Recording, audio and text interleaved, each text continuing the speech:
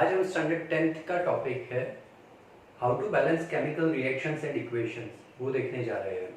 दोस्तों, कोई भी अगर हमें रिएक्शन को बैलेंस करना है तो कुछ स्टेप्स है। सबसे पहला जो स्टेप है वो ये है कि आपको जो भी फॉर्मूला दी गई है उसके अराउंड में एक बॉक्स बना देना है। मैं लिख देता हूँ यहाँ पर साइड में। सबसे पहला जो स्टेप है, draw boxes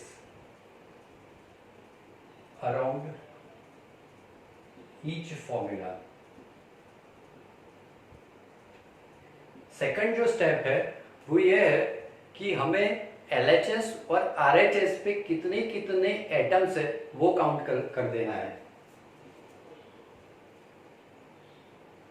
count number of atoms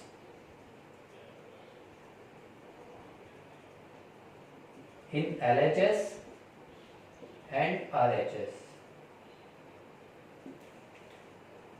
हमने सबसे पहले बॉक्स बना दिया है।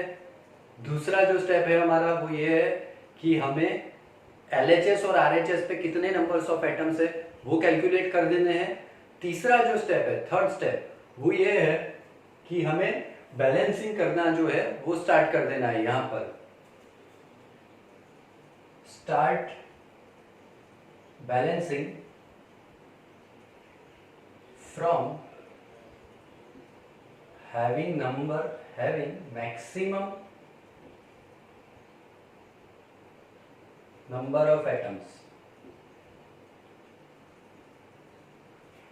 यानी कि तीसरा स्टेप ये बताता है कि हमें बैलेंसिंग की शुरुआत कहां से करनी है, तो जिसमें मैक्सिमम नंबर ऑफ एटम्स है वहां से शुरुआत करनी है।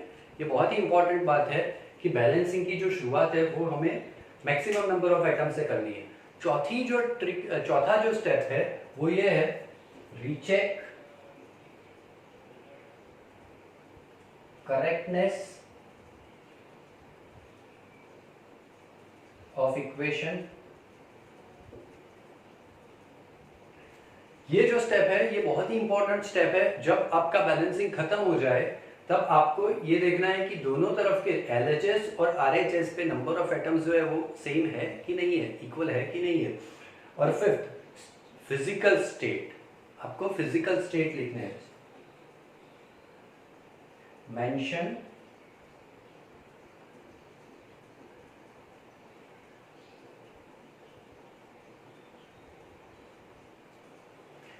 ये दोस्तों, अगर हम 5 स्टेप्स का ध्यान रखते हैं तो कोई भी रिएक्शन जो है वो हम इजीली सॉल्व कर सकते हैं। चलो पहले एक एग्जांपल से स्टार्ट करते हैं। सबसे जो पहला एग्जांपल है वो है Zn प्लस H2SO4। जिंक जब सल्फ्यूरिक एसिड के साथ रिएक्ट हो रहा है, इट प्रोड्यूसेस ZnSO4। आप देख सकते हो Zn जो है वो रिएक्ट हुआ H2SO4, तो जिंक Zn+2 और SO4-2, तो कंपाउंड बना जिंक सल्फेट ZnSO4। और बाकी क्या रहा, तो जो बाकी रहा वो H2 प्लस H2। ये रिएक्शन जो है, इस रिएक्शन को हमें बैलेंस करना है। पहला step, draw boxes around each formula. हर एक जो फॉर्मूला है उसके अराउंड में हमें ऐसे एक बॉक्स बना देना है।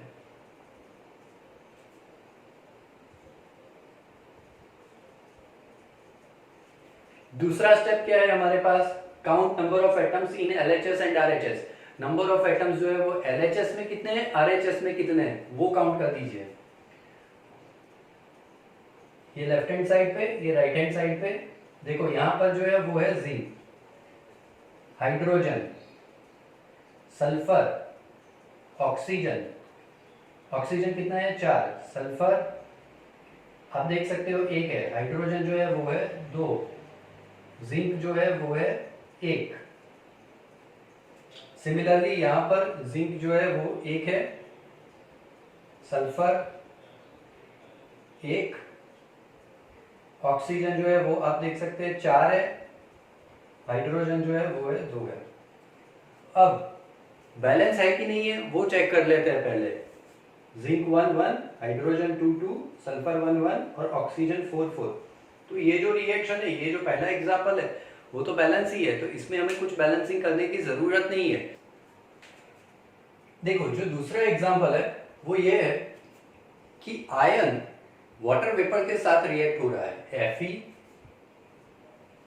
plus H2O, it gives Fe3O4 plus H2। इस इक्वेशन को हमें बैलेंस इक्वेशन करना है, इस इक्वेशन को बैलेंस इक्वेशन करना है। तो देखो पहला draw boxes around each formula, बहुत ही सिंपल है। हर एक फॉर्मूला के अराउंड में आपको ऐसे बॉक्सेस जो है वो ड्रॉ कर देना है। दूसरा count number of atoms in LHS and RHS, left hand side और राइट हैंड साइड पे नंबर ऑफ एटम्स जो है वो कैलकुलेट कर देते हैं। Fe हाइड्रोजन ऑक्सीजन, कितने नंबर ऑफ एटम है? Fe कितने हैं यहाँ पर? 1, हाइड्रोजन 2, ऑक्सीजन 1, यहाँ पर आयन 3 है। देख सकते हो नंबर ऑफ एटम्स जो है वो दोनों साइड पर एक जगह 1 है, दूसरी जगह 3 है, तो ये जो है वो इक्वेशन अनबैलेंस इक्वेशन है। Fe3 हाइड्रोजन जो है वो है 2 और ऑक्सीजन जो है वो है 4। इस रिएक्शन को हमें बैलेंस करना है। तीसरा, start balancing from having maximum number of atoms. यहाँ पर मैक्सिमम नंबर ऑफ एटम्स किसके पास है? ऑक्सीजन के पास है। कितने हैं? 4 है। तो यहाँ पर राइट हैंड साइड पे ऑक्सीजन 4 है, मुझे लेफ्ट हैंड साइड पे भी 4 होने चाहिए, तभी इक्वेशन बैलेंस कहा जाएगा। सबसे पहले ऑक्सीजन से चालू करते हैं। तो 1 × 4 = 4। मैं 4 से अगर मल्टीप्लाई करता हूँ, 4 से मल्टीप्लाई करने के लिए मुझे क्या करना पड़ेगा?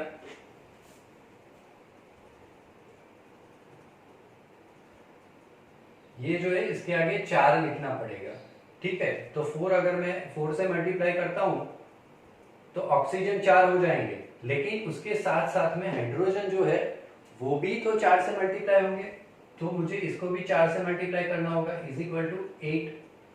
अगर मैं 4 से मल्टीप्लाई करता हूं तो 8। यहाँ पर हाइड्रोजन कितने हैं? 2 है, तो इसमें मुझे 8 लाने हैं, तो क्या करना पड़ेगा? इसको भी 4 से मल्टीप्लाई करना पड़ेगा।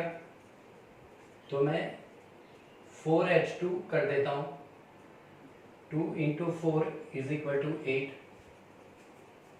यानी कि ऑक्सीजन 4 4, हाइड्रोजन 8 8 और आयन 1 है, यहाँ पर 3 है।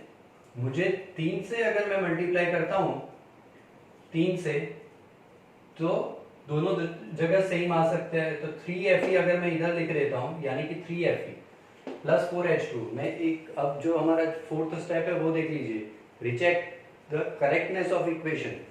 इस इक्वेशन की करेक्टनेस देख लेते हैं। 3Fe है, ओके, यहाँ पर भी 3Fe, यहाँ पे भी 3Fe है। हाइड्रोजन जो है 4 × 2 यानी कि 8 और यहाँ पर हाइड्रोजन 4 × 2 यानी कि 8, ओके। ऑक्सीजन कितने होंगे? यहाँ पर 4 और यहाँ पर कितने हैं? 4। तो ये जो रिएक्शन है वो बैलेंस इक्वेशन, ये बैलेंस हो चुकी है, लेकिन अभी भी हमें इसमें फिजिकल स्टेट जो है वो लिखना बाकी है। देखो दोस्तों, आपको पता होगा कि आयन जो होता है वो हमेशा सॉलिड फॉर्म में होता है।